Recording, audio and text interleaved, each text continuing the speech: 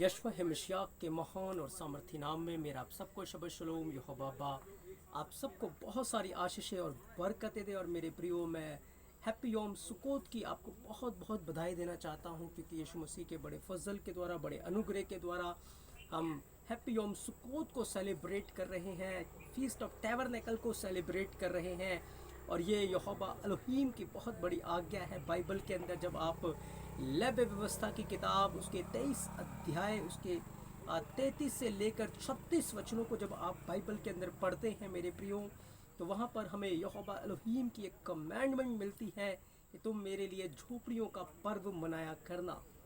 और आज इस वक्त मैं झोपड़ियों के अंदर ही मौजूद हूँ। यीशु मसीह के बड़े अनुग्रह के द्वारा मुझे ये अवसर मिला कि मैं झोपड़ी के अंदर रहकर यहोवा के इस पवित्र पर्व में यहोवा की बड़े नाम की मनादी करूं, बड़े नाम की महिमा करूं। और इस वक्त हम झोपड़ियों के अंदर हैं, पहाड़ों और बादलों के बीच में हैं, जंगल के अंदर हैं। और ये हमारे लिए बहुत खुशी की बात है कि यहोवा ने हमारे लिए रास्ता खोला, ये जगह और समय तैयार किया कि हम यहोवा के बड़े नाम को जलाल दे सकें। तो मेरे प्रियो, आज कुछ बातों को हम झोपड़ियों के पर्व के बारे में सीखेंगे।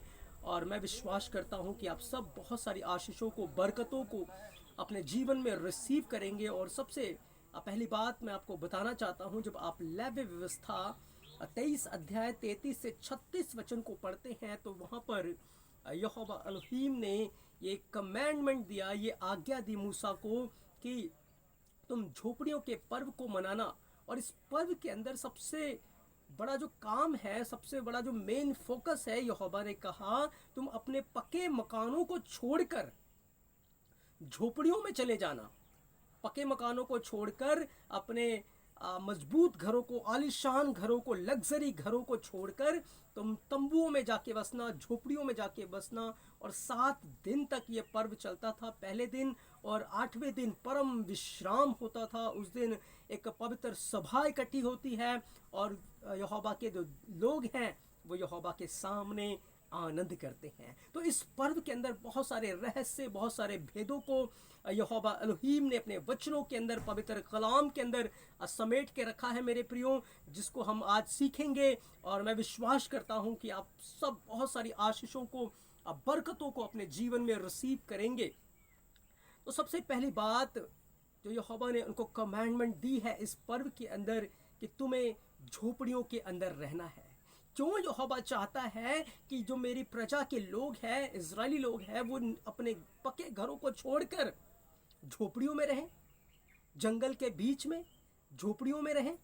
क्योंकि बाइबल बयान करती है जब इजरायली लोग मिस्र की गुलामी में दम तोड़ रहे थे, आहें भर रहे थे, कहरा रहे थे और बहुत बिलख रहे थे, बहुत ज़्यादा पीड़ा को महसूस कर रहे थे, उस समय यहोवा ने उनकी सुधि ली। और यहोवा ने जब उनकी सुधि ली, तो यहोवा ने जब वो जंगल के अंदर आए, तो जंगल के अंदर क्या हुआ मेरे प्रियो, वहाँ पर यहोवा ने उन्हें झोपड़ियों के अंदर तंबू डालकर, डेरे डालकर 40 साल तक वो तंबुओं के अंदर रहे।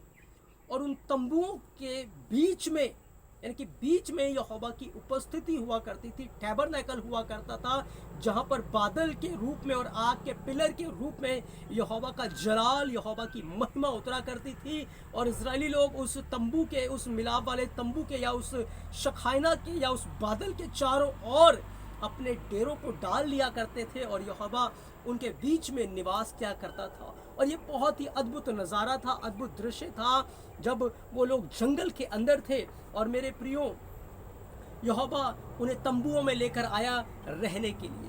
क्यों यहोवा उन्हें तंबुओं में लेकर आया? क्यों यहोवा उनको झोपड़ियों के अंदर ले आया? क्या यहोवा उन झोपड़ियों के द्वारा, उन तंबुओं के द्वारा पैगाम देना चाहता था? आज इन बातों को हम पवित्र कलाम से, पवित्र बाइबल से सीखेंगे मेरे प्रियो। जब आप दूसरा कुरिन्थियां 5 अध्याय उसके पहले वचन को पढ़ते हैं, तो पौलुस एक बात को लिखता है कि हमारा जो जीवन है वो डेरा है, वो एक झोपड़ी की तरह है। जो झोपड़ी है वो इंसान के जीवन को दिखाती है। याद रखें, इंसान का जीवन कुछ समय का है। और वो थोड़े समय के लिए आज नजर आता है, लेकिन थोड़े समय के बाद वो गिरा दिया जाएगा, उसका कोई वजूद नहीं रहेगा मेरे प्रियो।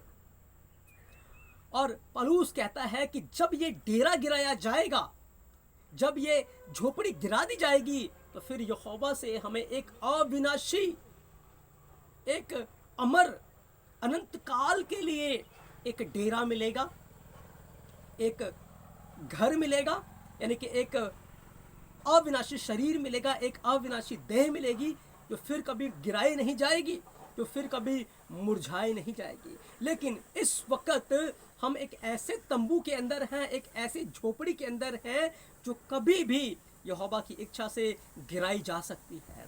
पर मेरे प्रियो, जैसे कि हमारा जीवन एक झोपड़ी के समान है, हमारा जीवन यहोवा का वचन बयान करता है कि डेरे के समान है, कि तंबू के समान है, तो आप देखते हैं कि तंबू के अंदर जो रहते हैं लोग, बड़े कष्ट, बड़े दुखों को उन्हें सहना पड़ता है। वहाँ पर कोई भी आराम की वस्तु नहीं होती, और उनका एक ही ध्यान होता है कि किसी तरीके से हम अपने पक्के मकान में प्रवेश कर जाएं, किसी तरीके से हम अपने घर को चले जाएं, क्योंकि एक मुसाफिर जो है, जो सफ़र में है, वो सफ़र में अपने तंबुओं को गाड़ता है और तंबू में रहता है, और वो कोई पक्का मकान नहीं बनाता, कोई लग्जरी होम नहीं बनाता। क्यों? क्योंकि उसको पता है कि मुझे इस जगह से एक अपने घर को, अपने देश को लौट जाना है मेरे प्रियो। इसी तरीके से मेरे प्रियो हमारा जीवन है।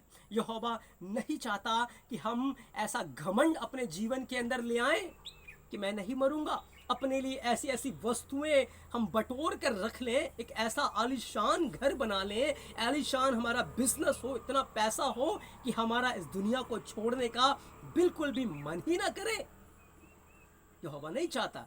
इसलिए यहोवा चाहता था कि इज़राइली लोग इस पर्व के दौरान अपने पक्के मकानों से, अपने घर से निकलकर जंगल के अंदर आए और वहां पर झोपड़ियों में रहे, ताकि उनको याद रहे कि वो घमंड में ना फूल जाए, इस बात को भूल ना जाए कि जैसे एक झोपड़ी थोड़े समय के लिए होती है, एक तंबू थोड़े समय के लिए होता है, वैसे ही हमारा जीवन भी थोड़े समय का है।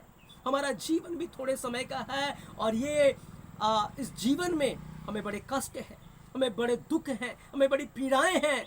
लेकिन याद रखें, जब हम अपने घर को चले जाएंगे, जैसे हम अपने घर में जब होते हैं तो सारी ज़रूरत की चीज़ें वहाँ पर अवेलेबल होती हैं, मौजूद होती हैं, आराम होता है, चैन होता है। उसी तरीके से एक दिन हम अपने स्वर्गीय तंबू में, स्वर्गीय घर के अंदर चले जाएंगे, जहाँ पर हमें हमेशा हमेशा के लिए आराम और शांति की प्रतिज्ञा जो यहोवा एलोहीम ने हमारे साथ की है, उसे हम प्राप्त करेंगे मेरे प्रियो। लेकिन अब हम शरीर के अंदर हैं, इसलिए यहोवा चाहता है कि हम इस झोपड़ी में रहते हुए यहोवा का भय अपने जीवन में रखें, यहोवा का डर अपने जीवन में रखें, और बड़े डरते और कांपते हुए इस बात को याद रखें कि इस पृथ्वी के ऊपर हम परदेसी और मुसाफिर हैं, थोड़े समय के लिए हम यहाँ पर हैं, और हमें अपने अनंत निवास में प्रवेश करना है। मेरे प्रियो, जब आप बाइबल को ध्यान से पढ़ेंगे तो दानियल 4 अध्याय के अंदर क्या हुआ। दानियल 4 अध्याय के अंदर राजा नबूकदनेस्सर है, जिसने एक सपन को देखा है, और उस सपन को देखने के कारण वो बहुत डर गया। उसने सपन में क्या देखा? एक बगीचा है, उस बगीचे के बीचों बीच एक बहुत बड़ा पेड़ है, उस पेड़ की जो डालियां हैं बहुत घनी है, बहुत ज़्यादा है, पत्ते घने हैं, और उसके अंदर आकाश के पक्षी बसेरा करते हैं। लेकिन क्या हुआ? एक पहरुआ आया, उसने कहा इस वृक्ष को काट दो, पर जड़ समेत मत काटो, उसकी ठूंठ को छोड़ दो। फिर उसको जंजीरों से बांध दिया गया, आकाश की ओस में वो भीगा करेगा, और 7 साल उसके ऊपर बीतेंगे। और बाइबल बयान करती है दानियल को बुलाया गया, और जब दानियल आया तो दानियल ने उस सपन का अर्थ राजा को बताया कि राजा, ये जो वृक्ष है वो तू ही है। और राजा को सचेत किया कि तू अपने जीवन में घमंड ना कर, अपनी बनाई हुई शहर पनाह के ऊपर, अपने जीवन के ऊपर कि तू राजा है और सब कुछ तेरे अधीन किया गया है, इस बात के ऊपर तू बिल्कुल भी घमंड ना कर। पर राजा को कहा गया कि तू अपने आप को बड़ी दीनता से, बड़ी नम्रताई से भलाई का काम कर। लेकिन राजा उन बातों को जो दानियल ने बताया था भूल गया मेरे प्रियो। और एक दिन बाइबल बयान करती है, जब 4:30 पढ़ेंगे दानियल, तो राजा अपनी छत के ऊपर टहल रहा था और जब उसने बेबीलोन की शहर पनाहों को देखा कि उसके अंदर रथ दौड़ सकते थे, बहुत मजबूत और बहुत सॉलिड था, अपने भवन की, अपने नगर की खूबसूरती को देखा और उसकी महिमा को देखा, तो उसने कहा, क्या ये ग्रेट बेबीलोन, ये बड़ा बाबुल, क्या मैंने अपनी बुजबल के द्वारा नहीं बनाया? और उसका मन बहुत घमंड से फूल गया। वो भूल गया कि मैं इस पृथ्वी के ऊपर थोड़े समय के लिए हूँ। वो भूल गया कि एक दिन मेरी सांसें मेरे जीवन से बाहर हो जाएंगी। वो भूल गया कि एक दिन मुझे मरना है। वो भूल गया और उसने अपने आप को देवता समझना शुरू कर दिया था। वो बड़े घमंड से फूल गया था और जैसे ही ये शब्द उसके मन में चल रहे थे, वो बोलने ही वाला था, बोल ही रहा था, वैसे ही स्वर्ग से उसके खिलाफ एक आवाज आई। एक आवाज आई कि इसको काट दो। और नबूकदनेस्सर राजा पागल हो गया। वो पागल हो गया, अपने आपे में ना रहा। उसके नाखून बढ़ गए, उसके बाल बढ़ गए और वो भालू के समान हो गया। जंगलों के अंदर वो भाग गया और वहां पर जंजीर से बांध दिया गया मेरे प्रियो। 7 साल तक आसमान की ओस से वो भीगता था, घास फूस खाता था और ऐसे कष्ट में, ऐसे पीड़ा में वो अपना जीवन व्यतीत कर रहा था। क्यों? क्योंकि वो घमंड से फूल चुका था। वो भूल गया था कि मेरा जीवन एक डेरे के समान है, एक झोपड़ी के समान है, और वो घमंड करने लगा।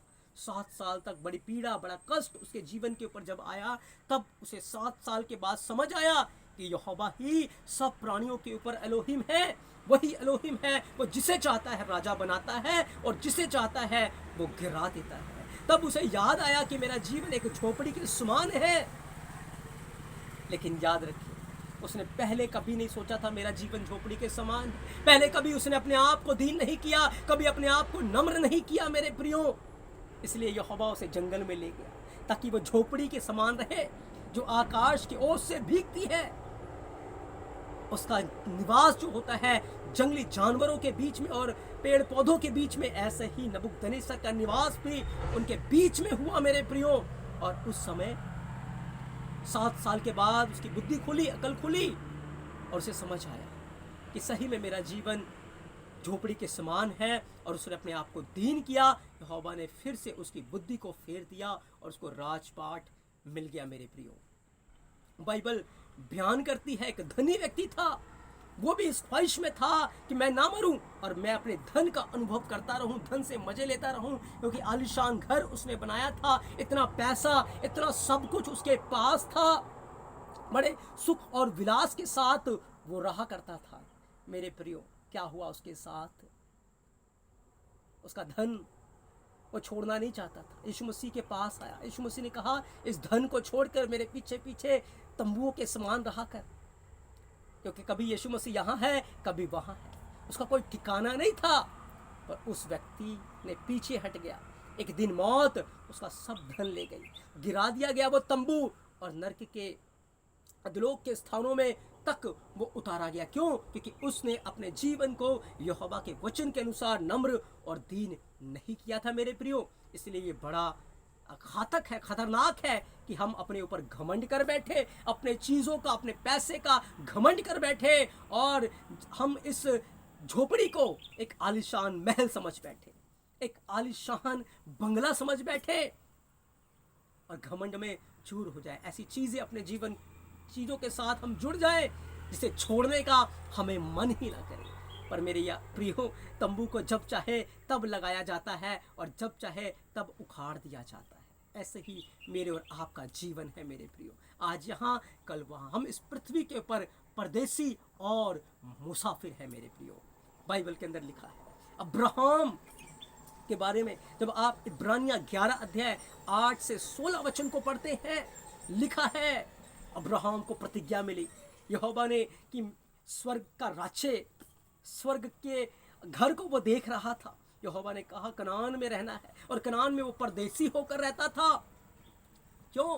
क्योंकि उसको पता था मुझे असली निवास में जाना है जो कि यहोवा की हजूरी में है। यहोवा के पवित्र उपस्थिति में है, मुझे वहाँ जाना है। इसलिए बाइबल बयान करती है कि अब्राहम ने, इसहाक ने और याकूब ने अपना सारा जीवन तंबुओं में गुजार दिया मेरे प्रियो, तंबुओं में गुजार दिया। क्यों? क्योंकि उनको पता था हमें एक देश मिलेगा, हमें अपना देश, जहाँ का तंबू, जहाँ का घर अनंत काल के लिए होगा। इसलिए उन्होंने कभी भी पक्के मकान नहीं बनाए, पर तंबुओं में वो रहा। इसलिए वचन बयान करता है कि यहोवा उनका एलोहिम कहलाने से नहीं लज जाता। इसलिए यहोवा कहता है मैं अब्राहम का यहोवा हूँ, मैं इसहाक का यहोवा हूँ और मैं याकूब का भी यहोवा हूँ।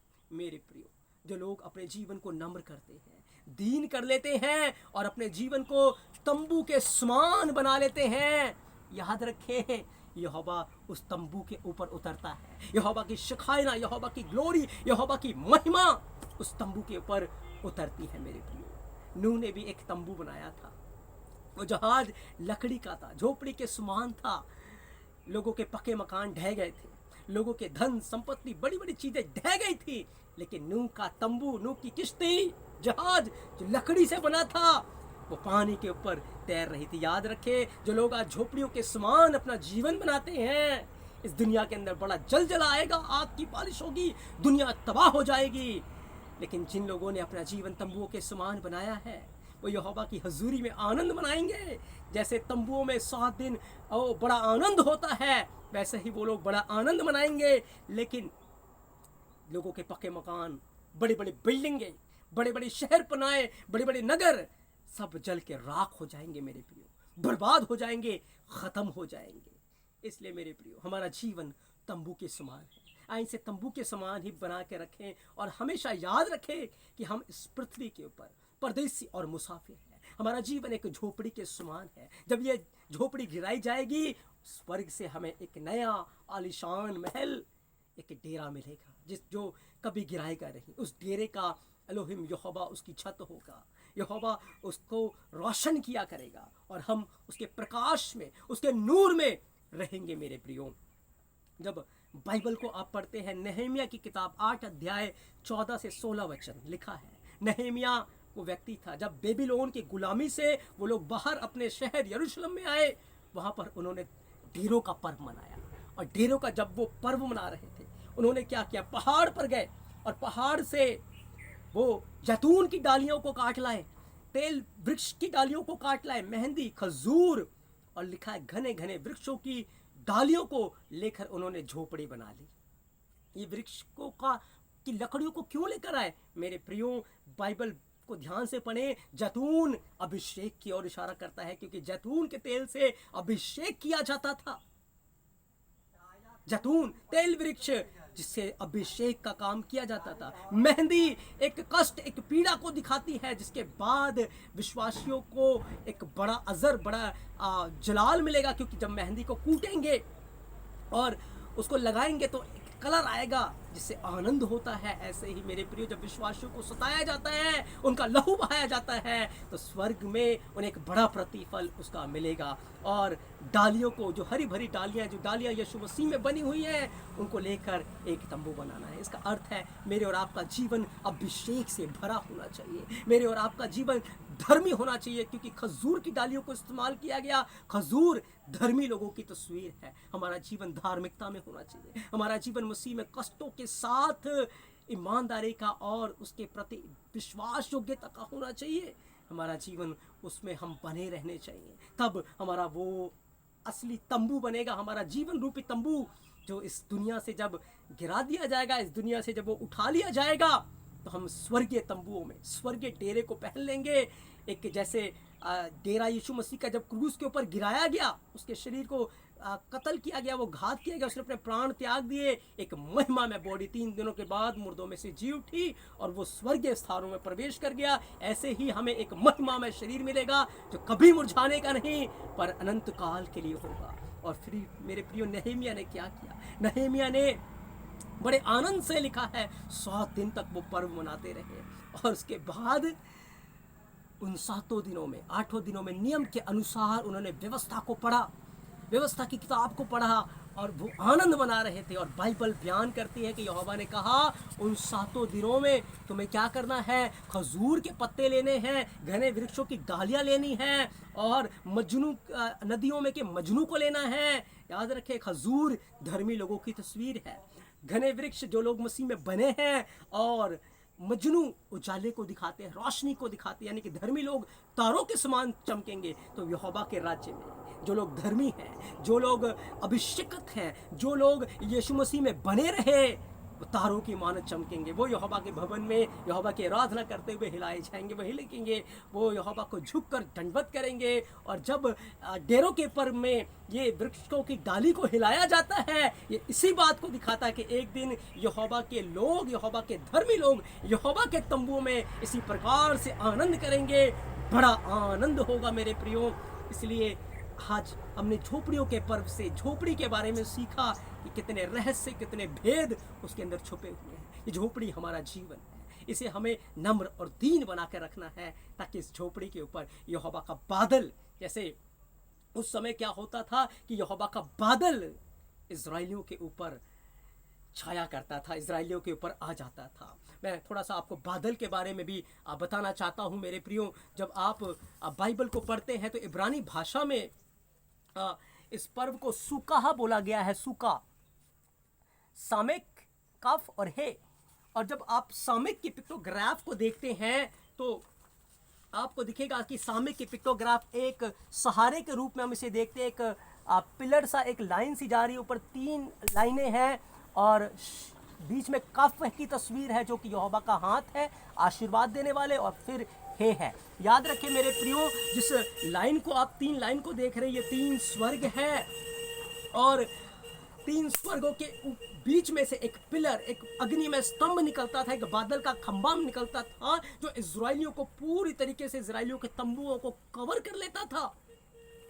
वो इजराइलियों के पूरी तंबू को कवर कर लेता था। यहोवा की शखाइना, यहोवा की ग्लोरी उनके बीच में निवास करती थी मेरे प्रियो, उनके बीच में निवास किया करती थी। और क्या होता था कि यहोवा के लोग इस मंजर को, इस जलाल को देखकर उसकी महिमा किया करते थे, अपने हाथों को उठाकर उसकी वर्शिप किया करते थे, झुककर यहोवा को दंडवत करते थे। तो यहोवा उनके बीच में रहकर उनके साथ वो डेरा किया करता था। कुछ इस प्रकार का मंजर बन जाता था, जैसे आप देख रहे हैं, ऊपर से एक बादल का पिलर निकलता था, और उसके बाद इजराइलियों की सारी मंडली के ऊपर वो इस तरीके से बन जाता था, छाया करता था, और नीचे तक उनको एक पिलर नजर आता था, और चारों तरफ इजराइल के 12 गोत्र रहा करते थे, और उन 12 गोत्रों के ऊपर यहोवा का बादल तंबुओं के ऊपर रहा करता था। और ये पूरा स्वर्गीय मंजर, स्वर्गीय, जब आप बाइबल के अंदर प्रकाशित वाक्य 21 अध्याय को पढ़ेंगे तो बिल्कुल वो तस्वीर हमें क्लियर होगी मेरे प्रियो, कि किस प्रकार से वहाँ पर स्वर्गीय हैकल के अंदर, स्वर्गीय राज्य में एक बार फिर से यहोवा का डेरा उसके लोगों के बीच में होगा।